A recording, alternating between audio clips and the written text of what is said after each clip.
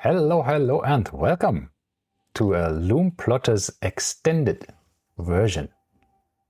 It's not really extended. It's the same length as all the other ones. It's extended, but it's extended with our co-host. Yes, we have a guest. Most of you remember George from his Cartier times. Go ahead, George. Introduce yourself. Hopefully they remember me, and hopefully they didn't get bored that much watching that episode. But thanks, Ralph, and thanks, Martin, for inviting me back.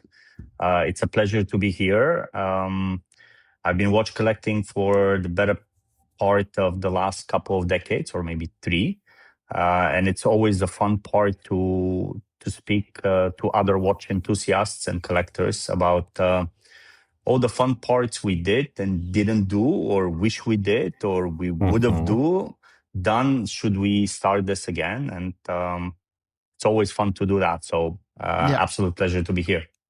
So actually, somebody even commented on Spotify, what was George's Instagram? So I gave him your Instagram. So okay. Yeah. There. So people did clearly like you, unless they wanted to just send you a bunch of messages that they hated you very much and berate you. But I haven't received any of these, to be very honest, which is a good thing. So thank you for whoever likes me on that. But in all fairness, I also must admit that I haven't kept my Instagram handle as fresh in terms of watches or the other hobbies, which if one looks at my Instagram would be coffee and other drink related stuff and cars. Well, we'll just tell everybody, what is your Instagram in case they want to follow you? So it's GSTOYANO. Giuliano, and that's it. All right. So in case everybody wants to follow him, you can rush there immediately and tell them we sent you. All right. So before we get started, because we have a very special episode today, a very special topic that George came up with. And he told us this a couple months ago, and we've been waiting for him to, align with our schedule so that we can have him on to discuss this. What is everybody wearing? I think Ralph is wearing something very special, but we'll start with George first. Well, so wrist check, a wonderful Vacheron Constantin in blue dial with the metal bracelet. I absolutely love this one. I must give a definitely notable mention to the bracelet and the ability to do the quick adjust parts. Especially amazing for our conditions in the UAE and the Gulf, where during the summer, my hand has a tendency to increase by a size. And then it's fantastic to actually have something like that. And it's good to see this from VC, of course. Unfortunately, not an in-house movement, but nevertheless, still a wonderful watch. Well, this watch was owned by... Yeah, I had the one with the silver dial, but also with the bracelet, and I must say it's a beautiful watch, and I'm missing it. I really would like to have it back because it's such a lovely watch to wear. It's super comfortable. As you said, the bracelet is amazing. Not only that they have the same comfort extension on a butterfly clasp, which is not so common. I think they were the first to do this, right, in 2017 with the overseas, and then of course with the 56. And now JLC, I think, does the same. They have also something on butterfly clasps and the newer versions of the bracelets, but it's really amazing. And the movement, while it's not in-house, it's still in group. So it's correct. We give them full credit for that. It's a Cartier 1904 MC which is entirely assembled, decorated, and finished at Vacheron Constantin. So they get all the parts and they really do their finishing. And if you look at the movement, you wouldn't ever think it's not in-house. So it's really nice. It's two barrels. It's I think about 60 hours power reserve. It's a lovely movement. You cannot fault it. So, and it's a very slim watch as well. Ralph sold this watch, and George, who owns it now? Who is Adrian. Oh, wow. Adrian bought it from Ralph, and then Ralph wanted to buy it back from Adrian, and I think Adrian said no. And now he's been wearing it a bunch. It's still a matter of price because the price is... Well, for the last like 2 weeks, he's been wearing it like every single time I've seen him. So he's like, I really got back into this. So he is wearing it. That's good to hear. It's not a watch that you should just leave lying around. It's really one to wear. If it wasn't for the date window.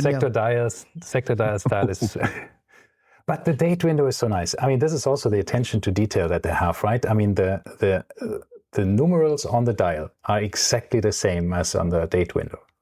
So they have created a special font for this watch and for the numerals, and it's exactly the same. And it's so beautiful. And it's so easy to read the precise time because of the sector dial and the railroad tracks and all this stuff, while it still looks super nice and clean. It's just it's a beautiful watch. So I'm still full of love for it. I do like the blue dial. The blue dial's very nice. So, Ralph, why don't you tell us your story? Yeah, so actually I was wearing this Grand Seiko at this until half an hour ago, and then I got a delivery on the door, which was well, I take it off, otherwise it's on its head. I just got this one, the Explorer, the current version of the Explorer, because I fell in love so much with the Tudor Ranger that I recently got back in my collection, that I thought there is a point to this style, and this wears exactly the same as the Tudor Ranger, and with the benefit of the Tudor Ranger having the T-fit clasp, right? So you can adjust it a bit better even than the Explorer. But I'm very happy. Now I have the perfect everyday watch. The Gada watch. Yep. The Gada. So what did you sell? I sold quite a bit. So the Panerai is in the process of being sold. But I sold a bit more than I need to, so that I probably can buy something else as well. So let's see. Okay. So the Panerai is gone. Then what else is gone? One of my Norcanes is gone. And limited edition, which was also very nice. But it had to go. It was actually a present for my wife. That one? No, it's in the auction. It comes in the next auction. Let's see. But I've priced this half of what is the cheapest offer on Chrono 24. So I think it should go. It's very attractive. And the Tudor Ranger. So plus a couple of other things that I had. So a bit of a watch stand and some other, a watch roll, which should bring me some nice money. So some nice stuff, Forêt Lepage, these kind of things. Oh, you're selling the Forêt Lepage. That was I like that one. But it's beautiful. I love it as well. But the problem is I never use it because it's heavy. It's a good, really wonderful watch roll, but it's just... Yeah. It is. And now I'm not actually traveling with so many watches anymore. This is the thing, is the only thing that you could really do with this is use it as a stand or like a case for your watches. This is what my wife does. She has the Louis Vuitton one, and she just literally leaves it on her nightstand, and that's where the watches live. So that makes sense. But nobody's going to be traveling with, that kind of stuff. I don't see it happening. So I'm back into Rolex. So sorry for people who are listening and not watching. So I was wearing my Grand Seiko High Beat GMT SBGJ 211 or something. I'm not 100% sure. And of course, I have the new current version Rolex Explorer 40 millimeters now on my wrist. Yes. So. And to mark this tremendous occasion, am wearing my... You want to hold yours up, Ralph? Oh, we're twinning. We're twinning. We have now, once again, the 36 and the 40, which I love the fact that the proportions, like when you're holding it up, it does not look, if I hold mine slightly closer and you kind of hold them the same distance, it looks identical. Like you cannot tell the difference. And this is what Rolex does so well, is these proportions shouldn't change between sizes, right? And they did a really, really good job on this. My brother has the one you have, the 40 millimeter. I have the 36, and I have looked at both of them for a long time, and they just, the negative space, the numbers, everything is perfectly sized. They increased the lug width on yours to, I think, 21, and mine is 19. So, bypassing 20, so anybody could put nice straps on it. But still, it's the correct size. I don't know. It looks good. Well, if you guys keep on talking about this, I'm gonna go and pull out mine. You have just one so too? that we can all we can all go on this. You have I one have the too? 40 as well. Yeah, I have the 40. I don't remember this. I thought Nice. I know you had No, the Air King. I bought the 40. No, I bought the 40. I sold the Air King actually. So All right, speaking because- speaking of That's a of good trading idea. and everything, I sold the Air King. I had the older Air King, and I sold it, not the current version. So I sold the previous one, but I have the 40.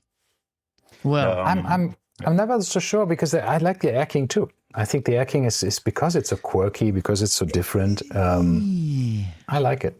And of course, the older one with the soft iron cage, it had the same case as the Milgauss, right? So it had a lot of heft to it. It was a nice watch. I like So it. I kept the Milgauss. So speaking of that, I sold the Air King, but I kept the Milgauss. I have the white dial with the orange wonderful thanks. hand. It's so fantastic. no, I like the Milgauss. The Milgauss is super cool. The only thing I like about the Air King, the only thing I like about it is the colorfulness, right? It's the only Rolex to have the whole logo and the coronet in color, but it's not an Air King historically, right? And this is what really bugged me about it, was like the Air King was supposed to be a pilot's watch for what, RAF pilots or something, and then this is God knows what, some conglomeration.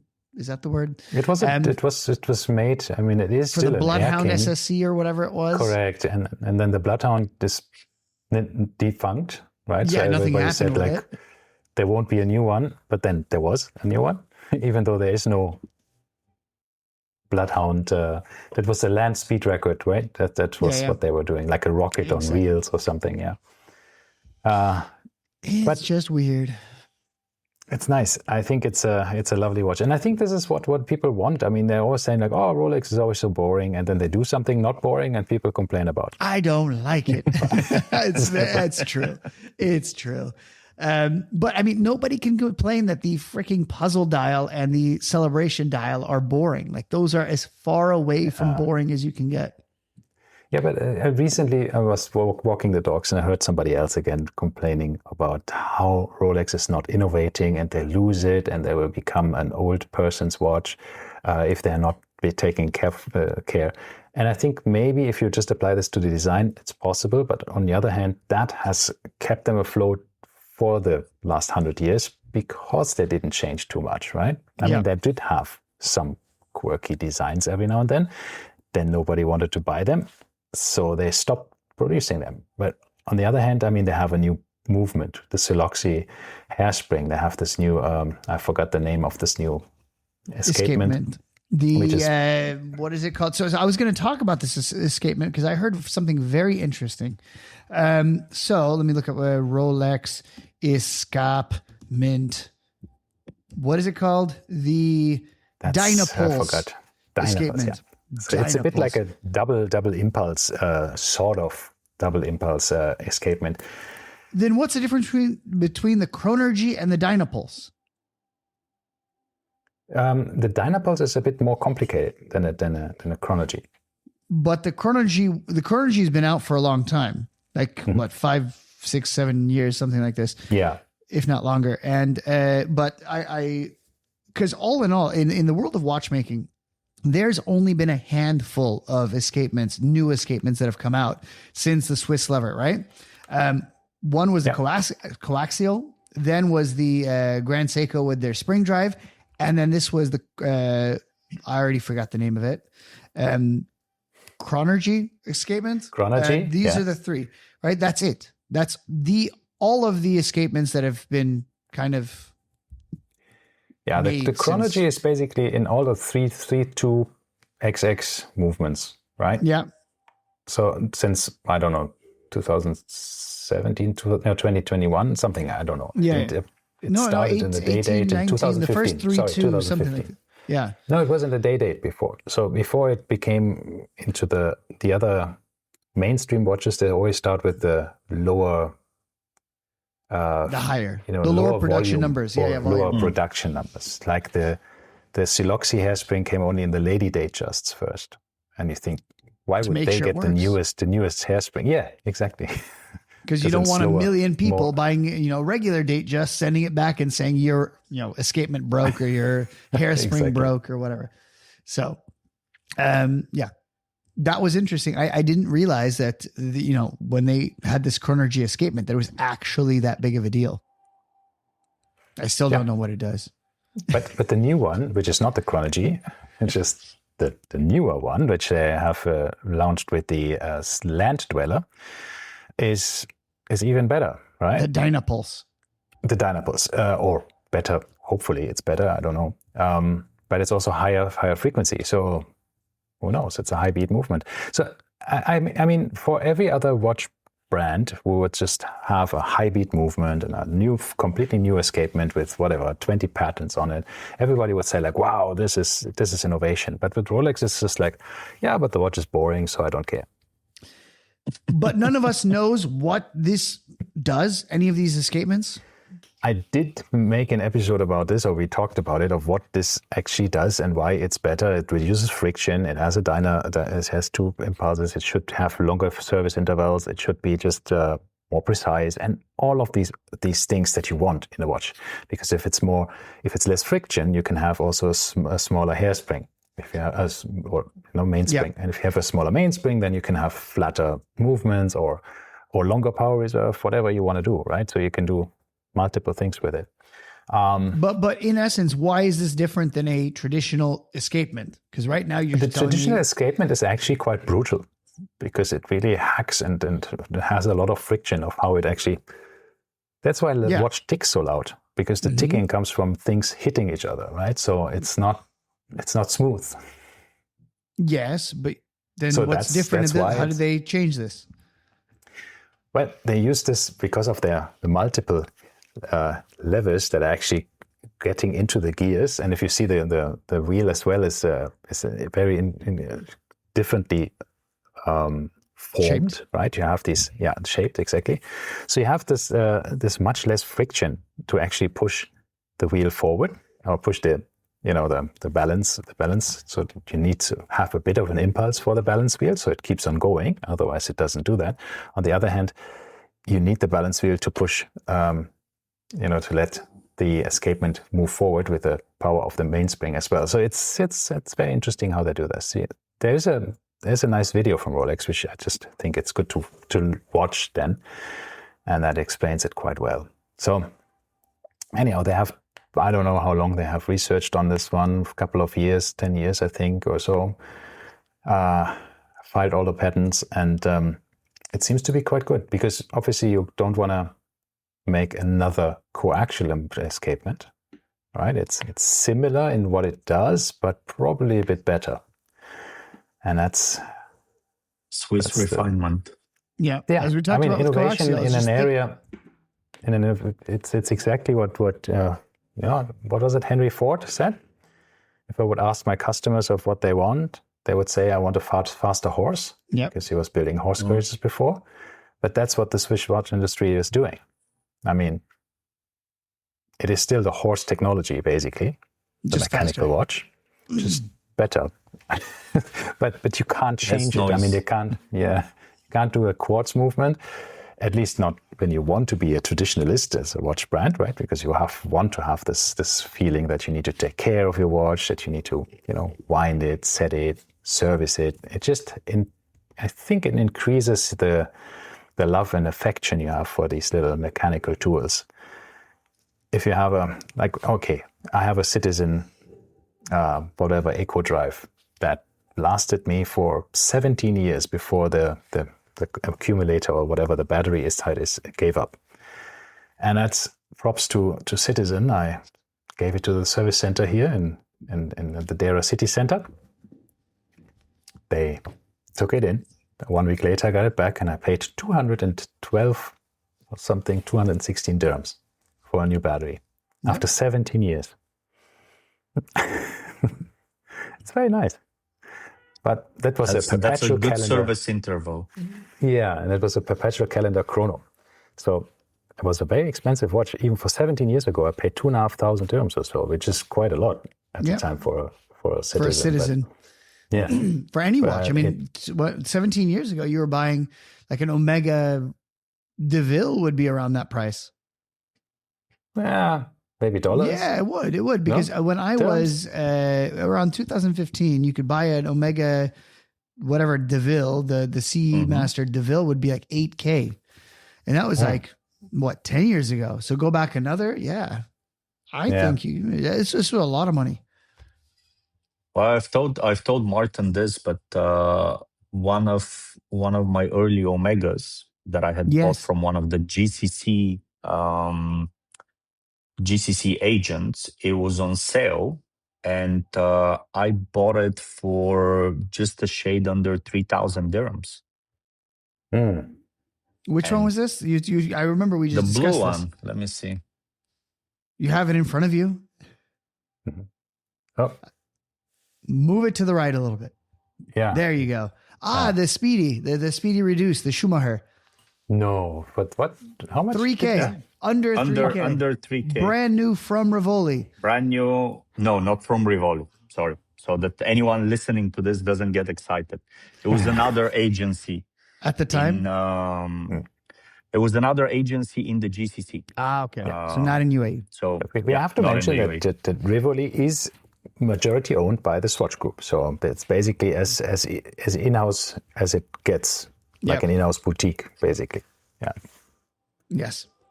All right. Now that all of that has been discussed, let's talk about the topic for the day. The challenge. So, the producers George's have challenge. Yeah. So George's challenge was that if all of us now, with all of our accumulated knowledge, said, let's say hypothetically, a genie snaps their fingers, your watch collection disappears.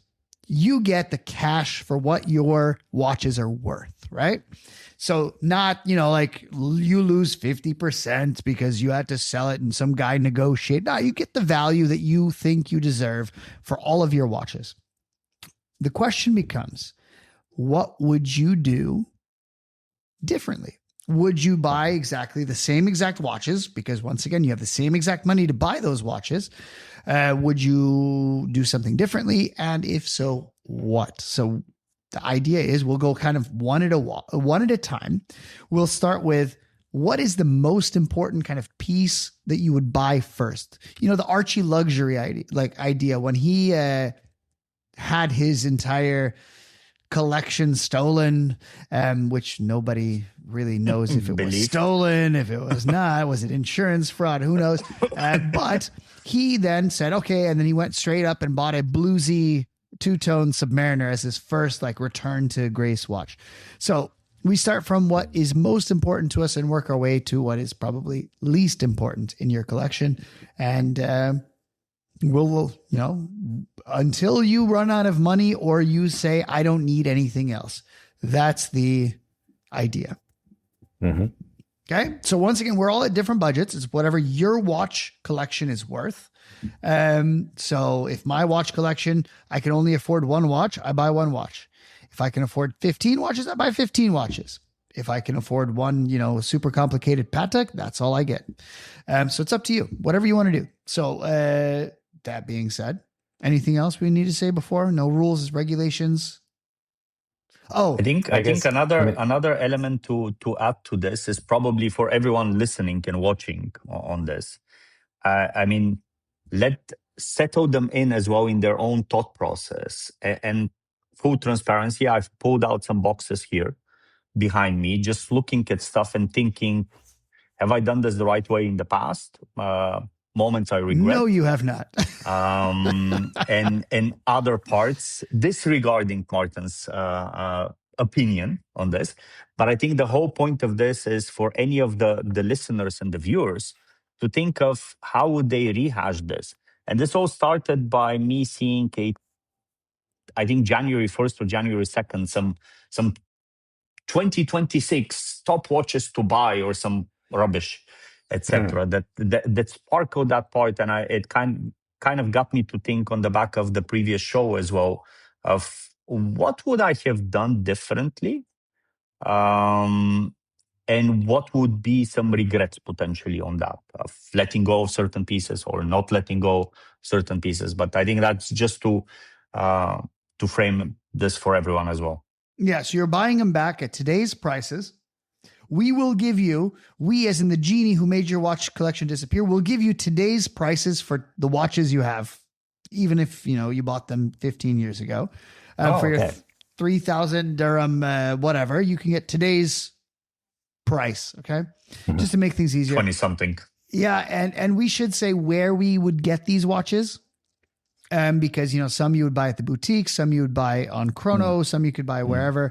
And the rule I set out was you cannot buy anything that is kind of unattainable, right? You're not going to go into a Rolex AD and say, yeah, let me get the Batman GMT. It's not going to happen. So therefore we're going to exclude this. Whoa. Why? I mean, you can still get this. You could just get it pre-owned. No, exactly. You can get it pre-owned, but then that would be at a different price point than. But even the Batman is now not that far anymore. From yeah. But you get my point. Yeah, or you're not going to get a celebration dial for 20K. So that's kind of it. If anybody has anything else they want to say before we get started. Okay. Yeah. Say something now or be quiet forever hold your peace. Nope. Let's go. All right. We'll let George start. Ooh. And he can go with what is the most important watch to you? That's a very good question, but I think if I have to rebuy one of them almost immediately, without any hesitation, would be my AP military dial. And I think I showcased this one to you guys last time. It's a black dial, 2001. Obviously, the smaller size, 36. So very, very much nice fit. The much older, thinner movements, thinner bracelets. Everything is just very different feel than what I see now. So I think that's probably one of the first ones that I would want to rebuy. Why? My other why? I don't see the A pieces of today, the current models, of any practical desire for me. And I see these blue ceramics and I don't know what, etc. But there's zero appetite for me. I haven't walked in an AP boutique in definitely before COVID. I haven't been to one. Even when you and I go scouting around, Martin, we never go into the AP. I've lost that appetite. Why would I go in if there's nothing for sale? Well, there's a running gag, right? In Dubai, in the Dubai Mall, you don't go to AP because the coffee is bad. Well, you're talking to two coffee snobs as well on top of that, Ralph. So from our perspective, no way we're going there for a coffee. GLC also doesn't have good coffee. The coffee is quite nice, and the IWC makes a nice coffee. IWC is where you go for coffee. No. Let me take that back. No, the number one place in the mall for coffee is going to be Cartier, and it has to be the main Cartier, not the Fashion Avenue Cartier, the main one in the atrium or whatever it is, and you have to go upstairs to the service. That's the best coffee in the mall. That is definitely a good one. I've just been there like 3 weeks ago with my wife, but we didn't get a coffee because we just came and had coffee. So yeah. We went upstairs in this little, I don't know, there's a bar, right? And exactly. That's where the best coffee is. So IWC comes in close second. IWC doesn't do latte art. Cartier does. Wait, both don't do latte art. They both do the chocolate sprinkles. IWC does the mechanical one. Yeah. They do stencils, both. The Cartier does the Panther. They do a Panther on it. And then the IWC does a watch face or clock face or whatever. So I don't think any of them do latte art. But, some of them, they just do Nespresso, which is weak sauce. Yeah. What to do? Yeah. So Better than George, nothing. So this is why George wants an AP. but so the military, what military AP or millenary? Do you have it No, here? military. Military. I have a millenary as well, by the way. So speaking of that, so would I rebuy the millenary? No, Yeah. I wouldn't. I like the animal white dial and the shape. And you guys already know that I like weird shapes for watches, but I wouldn't rebuy it. So The one I'm talking about is the military dial. It's with actually the not somewhere numbers, here. it It's has a black the dial. yeah, it's a black Correct. dial with Correct. all the numerals around it. Correct. Still has a date window though. But it is fantastic. It's super thin, 36 size. It just fits like a glove. To be very honest, so 100% one Let of me the rebuys. Pull up a picture for the listeners, the viewers. Yeah. Ralph. Yeah. Am I the one that froze? Then now, good question. How do I continue? Or let me give you guys a chance to do that.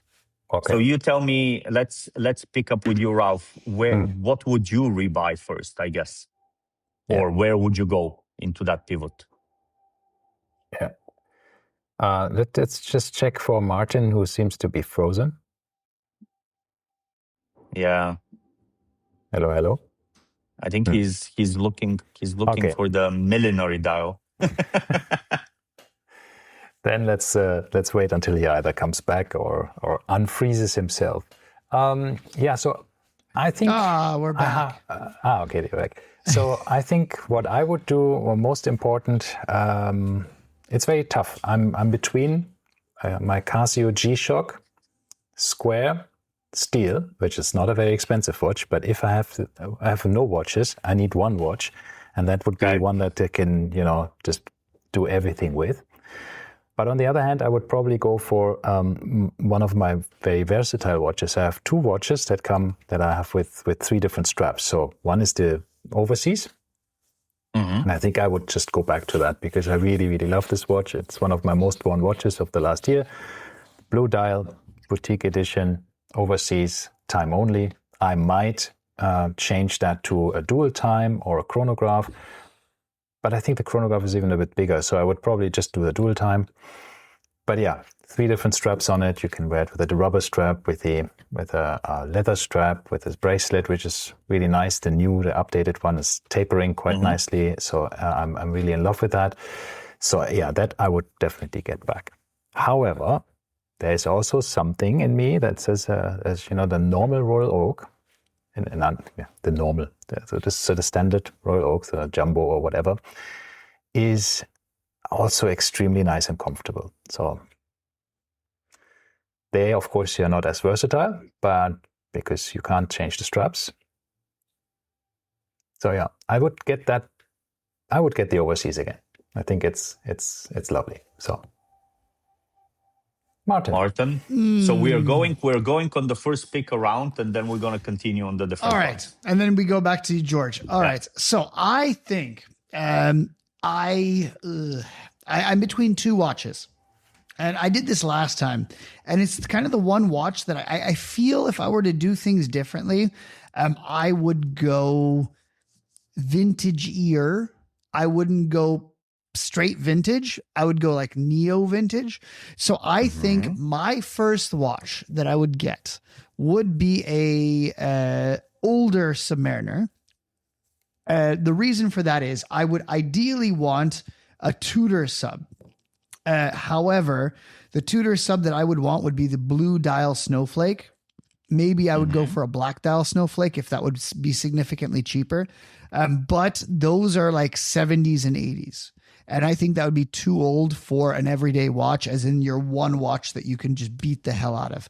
So for that reason, I would want to go as close to that as possible, which would be at 14060M Submariner, which is the same as Ralph's, sub that he owns, just without the dates. So they discontinued these in 2010. So you can essentially get a watch that is a 2010 and it would still have an aluminum bezel, and it would still be built and sized as a vintage sub. So I think that is what I would be, that would be my first watch. And I think that, as Ralph said, you throw it on a Grey NATO, or you wear it on the bracelet, either one, and it'd be a fantastic watch. Okay. Any questions? No, it's fine. It's not really a big surprise, is it? All right, back to you, George. So you still stick to basically predominantly wearing it on the bracelet, or the and then NATO. every I now don't and know. then throw in the NATO. Yeah, those two I would say. A Grey NATO and the bracelet would be the two that I would do. And I would probably beat the bejesus out of it over the years. Because it's still built like a modern watch, but it feels and looks like a vintage watch. And that's what that specific... The size and the feel is very different. I agree. It's much I have lighter. the date one. So does Ralph. So which is what you don't like, right? But I agree. The feeling is very different. I think even I have the same feeling with the older GMTs. Yeah, which you have the Coke. Yeah, I prefer that one than the modern ones. The newer one. Yeah. Yeah, it's always a bit of a, for me, it's always a bit of a, I really like the tech in the new ones. I think it's, the higher power reserve, the anti-magnetic. I really like the 1700s technology. Because that's what we're talking about at the end of the day.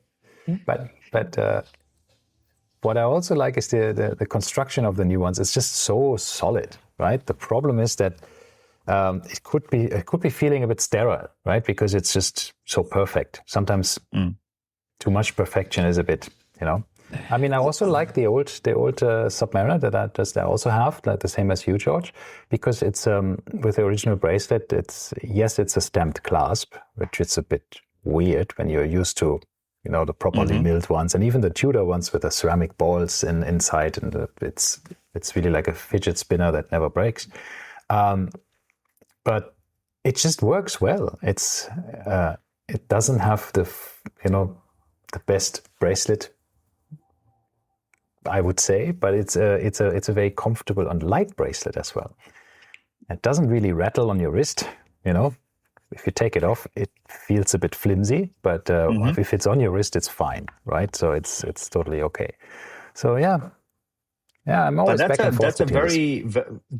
That's a very interesting point, Ralph, because I think it also depends on how a person, and I think that's probably a good element for the collectors watching on this. It depends on how you want to wear the watch. I see a lot of people with extremely loose wearing part. They don't like it snug and everything. And so to a lot of them, I think the older watches just almost naturally create a bit of a rattle, right? Here and there. The older bracelet, that's how it was. So to your point, anyone with that kind of attitude trying a new one would almost inevitably just look at this and say, no, I want a new one. I don't care about even the new vintage ones.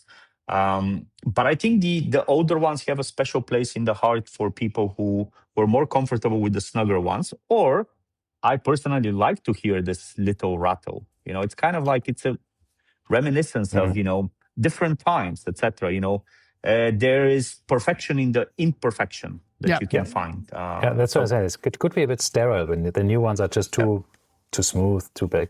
No, I agree. I remember I sold my new sub because it was just, it was intangible, the reason I sold it. But over time, I just was no longer a fan of it for some reason. And I realized at that point that I would like to go back to the sizing of the older ones.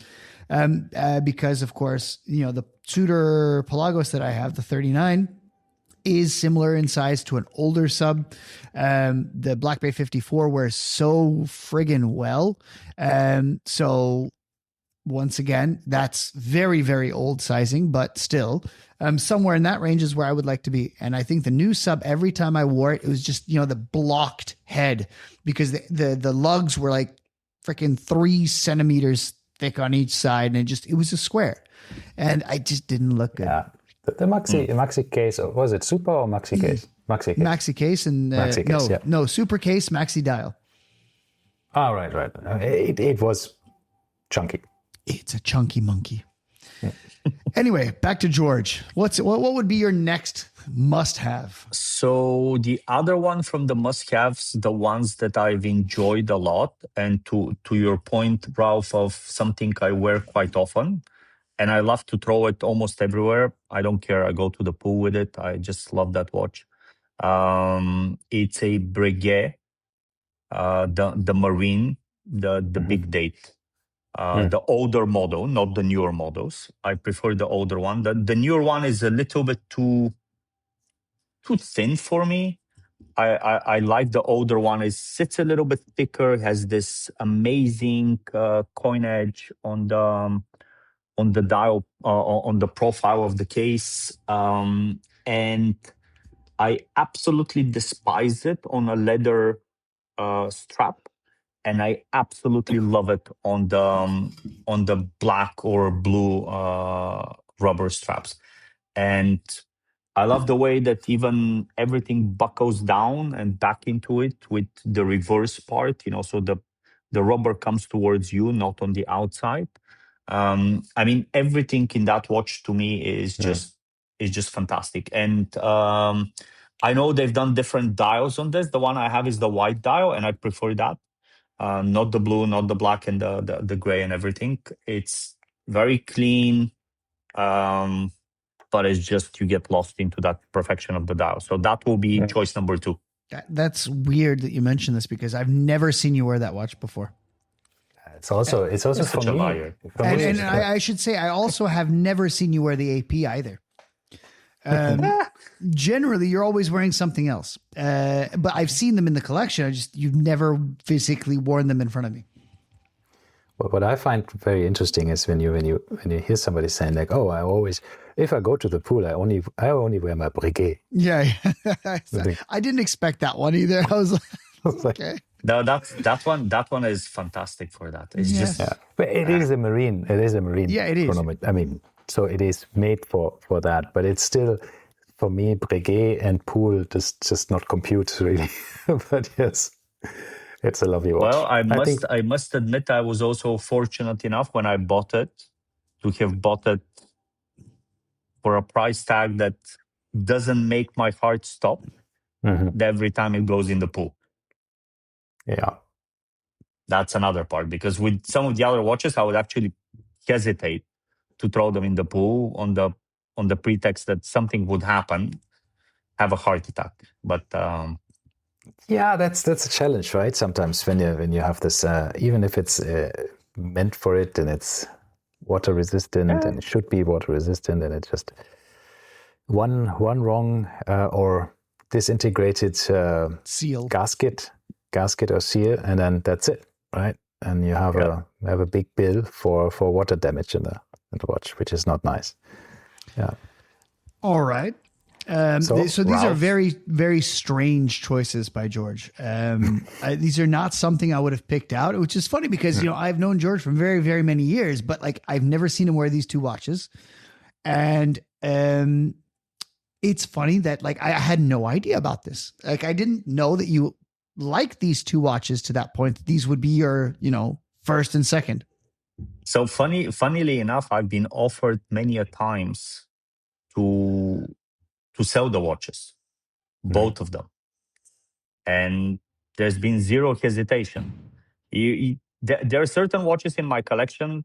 If you ask for, I'll probably say yeah, or maybe I might say yeah.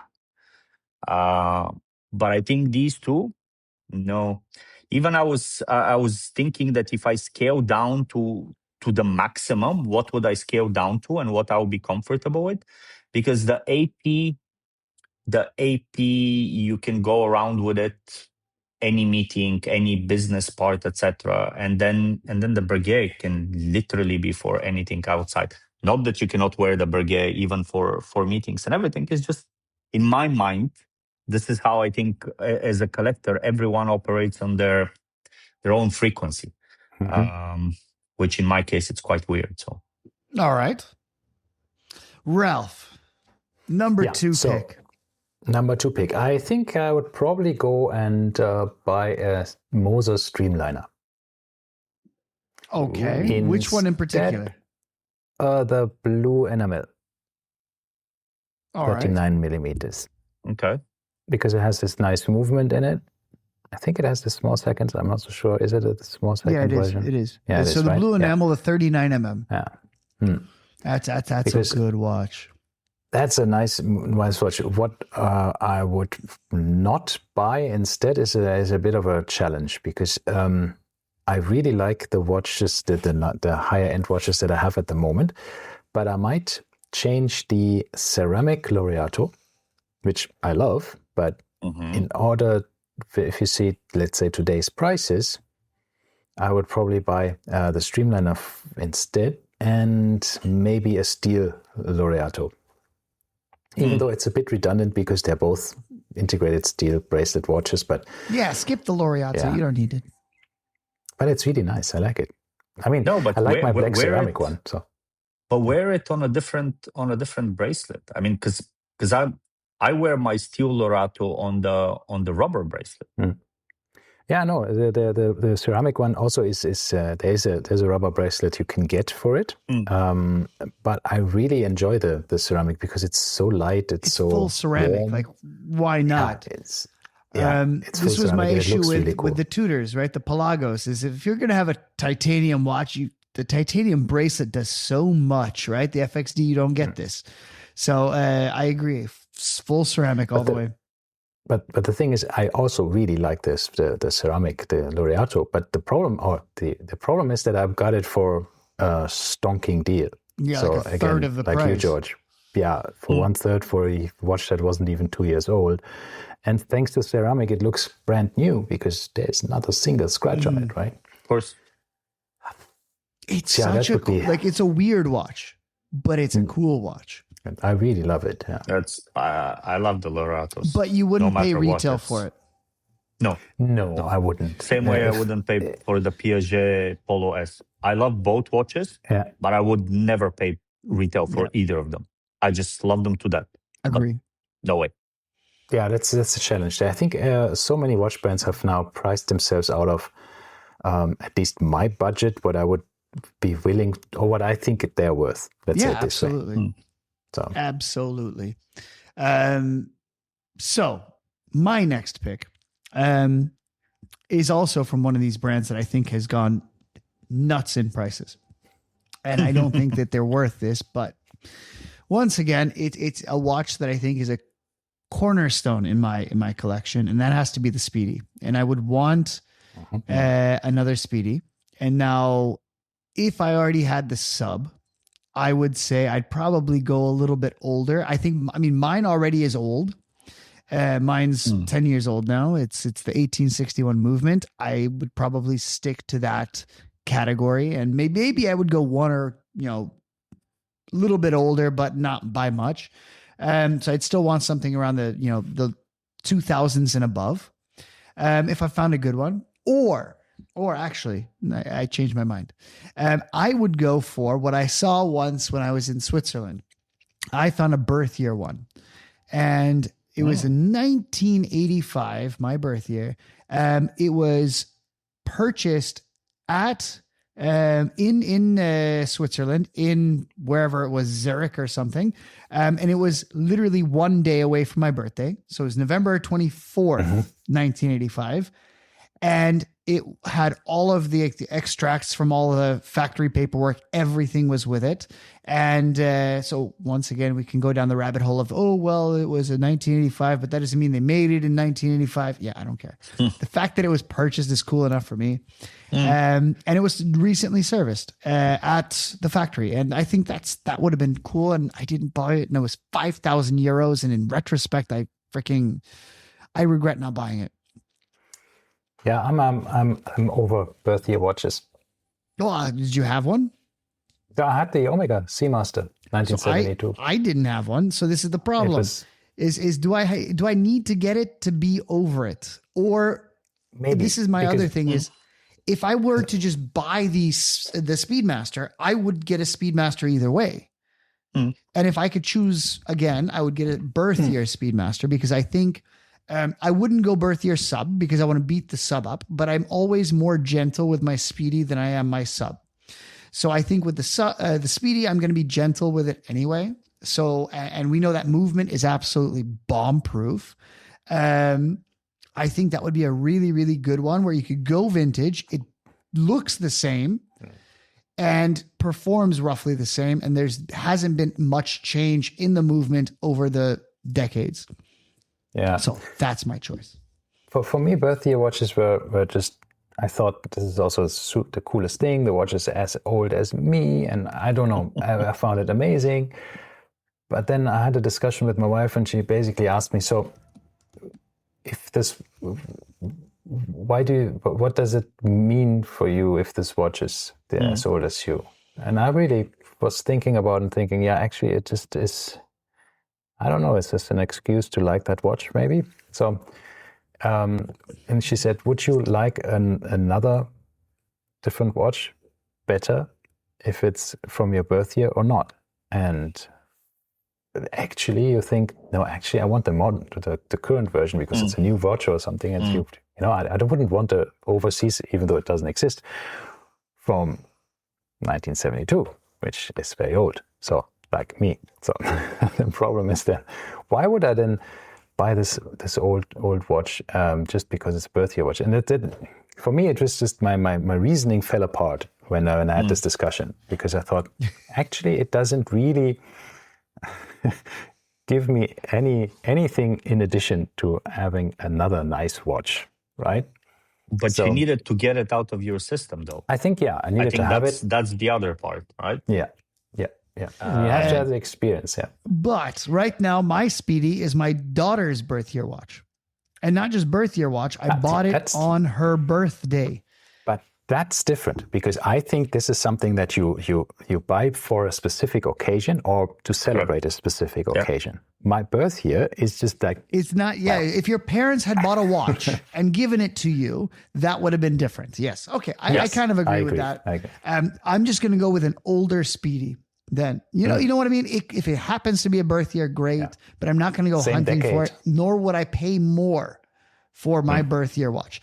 And the one that I happened to find happened to be birth year and nearly birthday, but it was in immaculate condition, and that's why I regret that one, because it was so cool.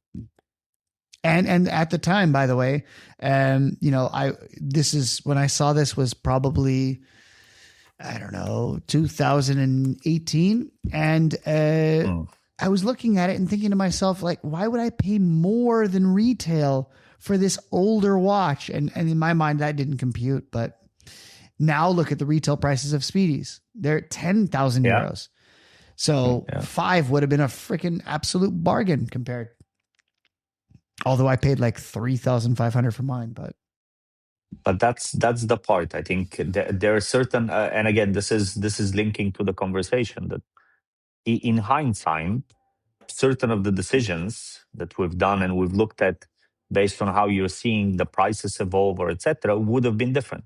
Same way. So I did the rabbit hole of the birth year with the Datejusts, right? I've gone through several of them. Ultimately, I pretty much got to the same conclusion of Ralph, and probably a very similar part of discussion with another friend who basically said, "So what?" Literally, and I had a very tough time reasoning with the "so what." But what I saw a very good friend of mine do is, at the birth of both of his children, he bought 2 particular watches. One was, I think, a Zenith, and I think he bought a JOC. And it was kind of to commemorate that part, etc. And these are some of the things that he kind of earmarked as in part of his collection. And then he said, one day I'll give them a choice. Do they want this, or do they want to get rid of this? And then, but to me, it's a different intention. You're starting with that intention, right? And when you buy, we're back finding stuff like retrofitting engineers. Correct. And I think that's. I mean, if your children see you wearing this watch and they grew up with you wearing that watch and then eventually getting this watch as a as a present, that means a lot to them, and it means also something to you because you have celebrated that specific moment of the birth of your children. So I think that's totally okay, and it's much nicer from a perspective than just having a birthday watch, where you then just trying to wrestle a reasoning in. Yeah, but now I'm in a predicament. My daughter says she's gonna get this watch at some point. And she's confident. I don't know. She's like is 100%. She's like, I want the Speedy. I want the Speedy. I want the Speedy. And then this means if at some point I have to give her the watch, then I'm going to be Speedy-less, and I need to be Speedy full. So I will have to buy another one, and I've been thinking about which one I would get. You could also make more children. And then what? Have to give them watches too? Then you buy a new watch. Then you need to buy a new watch.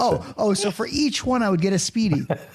And it would be the same watch. It was just over the years. Like I got the 1861, the 3861, and then I have another child and who knows what, 4861. That would be pretty good. But no, I think, and this is a thing that I've told Ralph a billion times that I wanted, but I don't know if I would actually like commit to it. And it was to buy the Omega trilogy, the whole trilogy with the Speedy, with the Seamaster and the Railmaster, because they are tanking in price. They were $100K when they came out, and now you can get it as new for 60. And for 60K, you're getting 3 watches, and 20K for a Speedy. It's still a little bit much, and 20K for a Railmaster is definitely much, and 20K for a Seamaster is also not great. So, okay, they're still very expensive, but maybe they'll come down to 40, and at 40, it's going to be a great deal. But I don't know. So this reminds me of a great marketing plot, effectively. So you're still buying a highly overpriced Speedy, even at 60. Yeah, but you're bundling it together with 2 other watches, and then it seems like it's a good deal, but in fact, it's a great deal because it used to be 100, right? Yeah, that's it's the anchoring point. It is, and then you see this with like who's that? The crap suiting company that we see in all the malls now. What is it? The one that used to be French, and then we for some reason have a what's it called? We have a license. Balmain and the other one with what's the other one? The one that we see more often, but both Balmain and this other one, which what the frick is Pierre Cardin, and both of them are legitimate, fashion stores, but we for some reason in the Middle East here have this license, kind of like what we talked about with the Doxas, the old crap shitty quartz Doxas.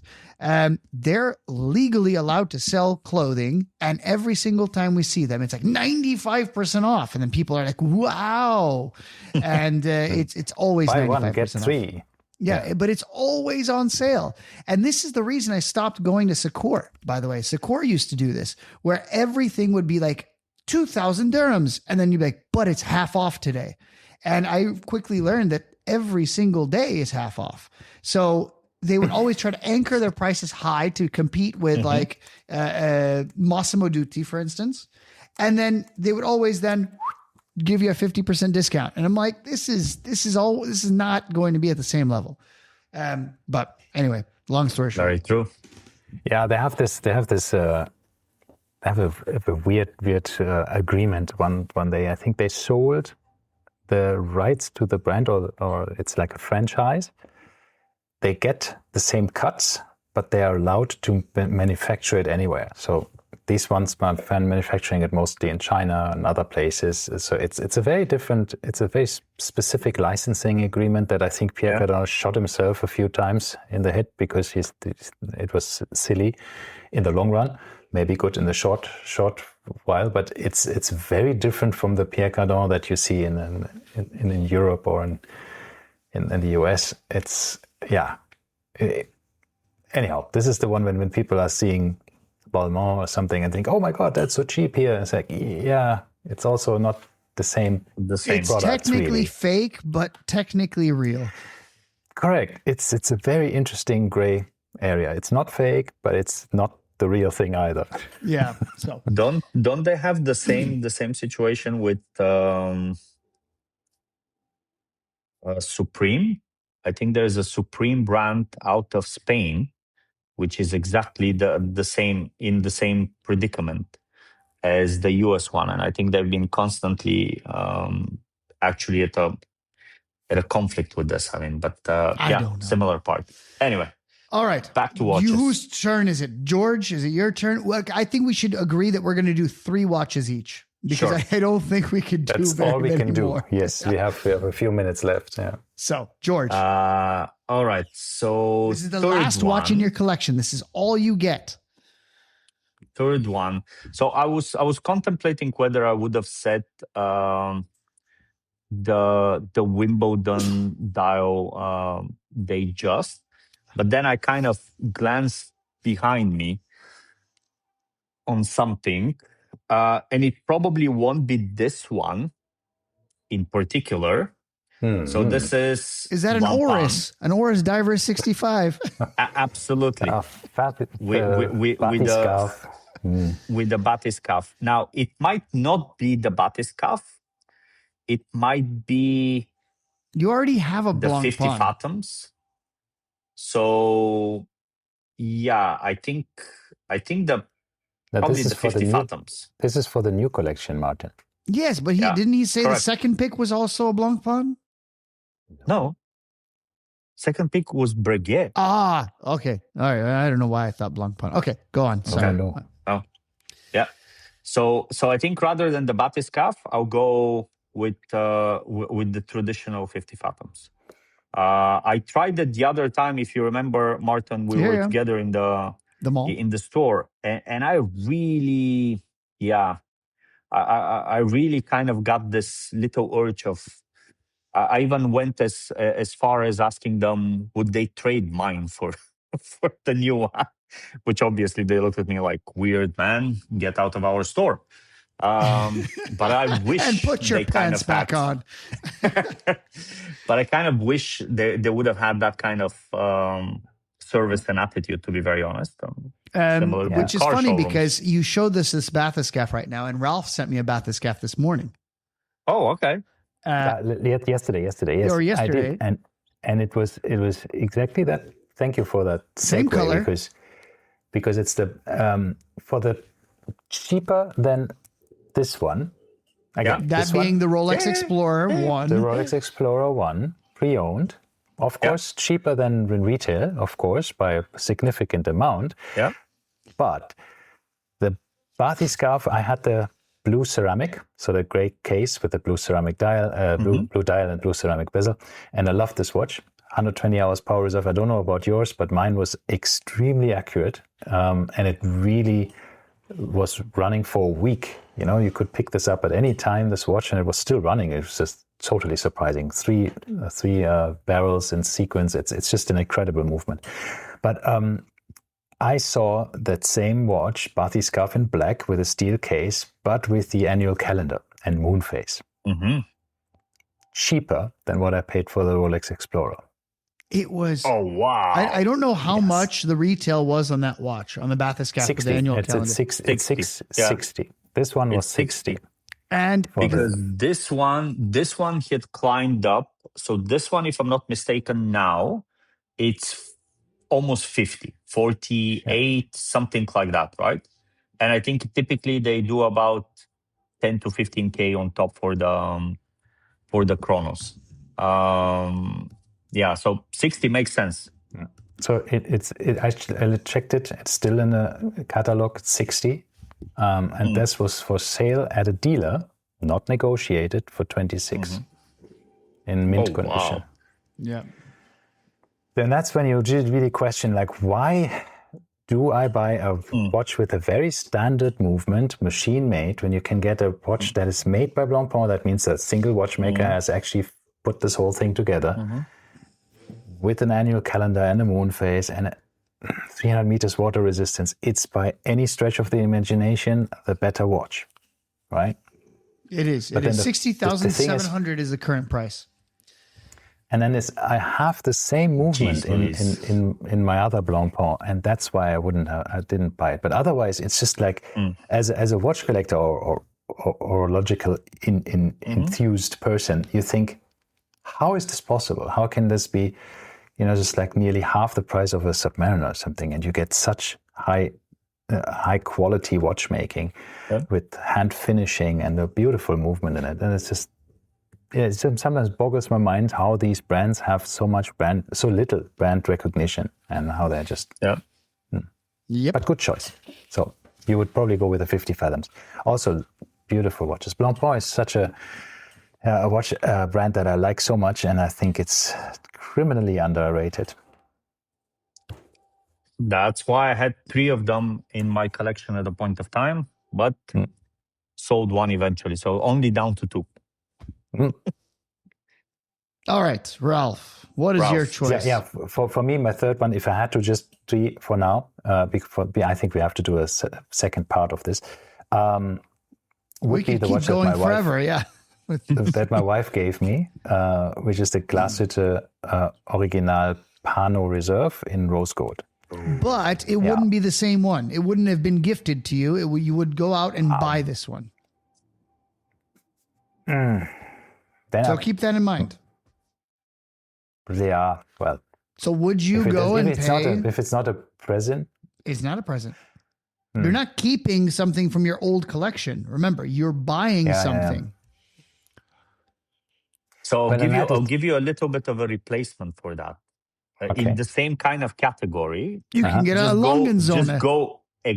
Just go a step up and go for the. So I was thinking the Lange is a great choice, 100%.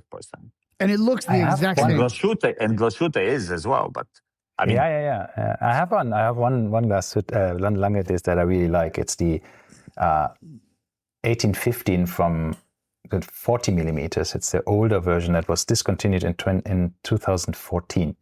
That can be had if you're lucky in the mid 50s, early 60s, also in rose gold. That's a lovely watch. Don't you have this one, George? In stainless? I have the 18. No, there's no stainless on these watches. They don't. There's only precious metal. So I have the white gold, 1815, but the new model. Right. It's also lovely. That's 38, right? Millimeters. Yeah. 38.5. Yeah. Because they're also. Yeah. And on that part,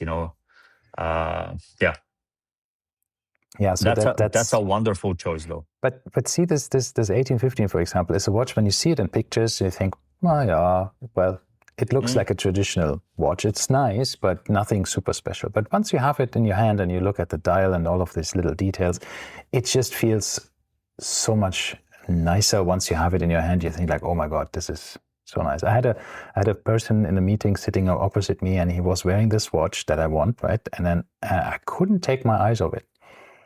And he, at some stage, turned out he was actually a watch dealer, but only dealt business to business. So he's the person who gets the watches from all over the world here in the region and just distributes them. And he basically said, yeah, just take it if you want to take it for a spin. I mean, plus for that meeting, right? But yeah, that was, that's still on my list. I've seen a few, some of them are very beaten up, of course. But the good thing is if you give them to service at Lange & Söhne, they fill it up with the material as well, right? So they don't polish anything away. So if they polish it, they fill up the material, the holes and everything else, and then polish. So that means you have a watch that by any stretch of the imagination looks like a brand new watch. Yeah. Once you have it in full service, it is like absolutely brand new. And that's, I mean, a friend of mine did this, had a watch that was a bit in not the condition that he thought it would be, brought it to service and got it back and thought, this is impossible that this is the same watch, right? Because it looked like brand spanking new. So that's a good thing about them. And I know 2 of their watchmakers. We are wonderful people. We are really absolutely, obsessed with what they do. So it's really lovely. Okay. So you're going to go with the You're changing your mind. Not glass No, hutte. I You're mean going. that would be a good option. That was a very good good suggestion from, and then I mistook that a bit. And I can carry it over, or buy it again, but I can't because it's also it's not anymore. Mine is not anymore in production. It was a gift, as you said. So, but you can buy the same exact one again. I could, yeah. But then that one wouldn't be the gift, right? That's correct, yeah. So, like, same thing with my Speedy. If I were to buy another Speedy, it wouldn't be my daughter's Speedy, right? So this is that's correct. Issues. Yeah. So what do you go with? What's the final answer? Yeah, so in spirit, I think the 1815 would transfer that spirit better than, let's say, if I buy another Glashütte just because it's a Glashütte. So I probably would go with the 1815 because in spirit, that would be the same watch that my wife would gift me. A really nice gold dress watch. That was her idea of what she wanted to gift me, and she did. So, yeah, the 1850. Cool. All right. So I'm left with one more choice. I'm the last choice. And needless to say, can you guys guess what I'm going to go for? I have a sub. I have a Speedy. What's missing? JOC? Yeah. Yeah, the Reverso. Oh, really? The Reverso. Yeah. I will get the exact same Reverso that I have, which is the medium, the single face, not the dual face. And that's it. That's all she wrote in the same dial color in silver. And I'm not going to change that. Not messing around. Yeah. Because that is the only thing that, no, they never made colorful dials in that one. So I never had a choice. The medium only ever came in silver with the Roman numerals. No, not Roman, sorry, the Arabic numerals. With the small seconds at the bottom. With the small seconds at the bottom. There was no alternatives, no colors, no choices, no nothing in that sizing. So that is what it is. So that's what I go for.